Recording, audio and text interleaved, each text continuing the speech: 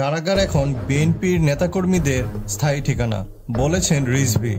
বিনা কারণে কারাগার এখন বিএনপির নেতাকর্মীদের স্থায়ী ঠিকানা হয়ে গিয়েছে, এই মন্তব্য করেছেন বিএনপির জ্যেষ্ঠ যুগ্ম মহাসচিব রুহুল কবির রিজভী। তিনি বলেন, বিএনপির জন্য দিনের আলো নিষিদ্ধ হয়ে গিয়েছে। দলের নেতাকর্মীরা মুক্ত বাতাস গ্রহণ করা থেকে নিষিদ্ধ, তাদের সব সময় কারাগারে থাকতে হচ্ছে।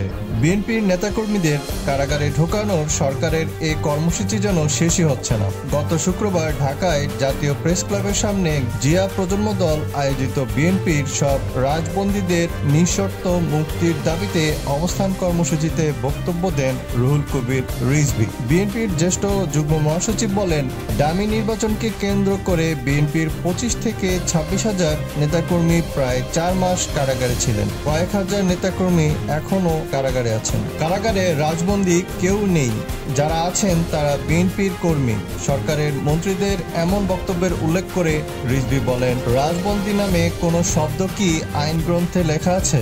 রাজনীতি যারা করেন তাদেরকে কারাগারে বিভিন্ন মামলা দিয়ে ঢোকানো হয়। উপমহাদেশে এরকম অনেকেই কারাগারে গিয়েছেন, কিন্তু কোথাও রাজনৈতিক কারণে কারাগারে গিয়েছেন সেটা লেখা থাকে না। যারা কায়েমি শাসক গোষ্ঠী তারা বিভিন্ন ধরনের অপরাধে অভিযোগে বিরোধীদের কারাগারে নেয়। জিয়া প্রজন্ম দলের কেন্দ্রীয় কমিটির চেয়ারম্যান পারভিন কাউসার মুন্নির সভাপতিত্বে এবং মহাসচিব মোহাম্মদ সরোয়ার হোসেন রুবেলের সঞ্চালনায় কর্মসূচিতে আরও উপস্থিত ছিলেন ঢাকা মহানগর দক্ষিণ বিএনপির আহ্বায়ক।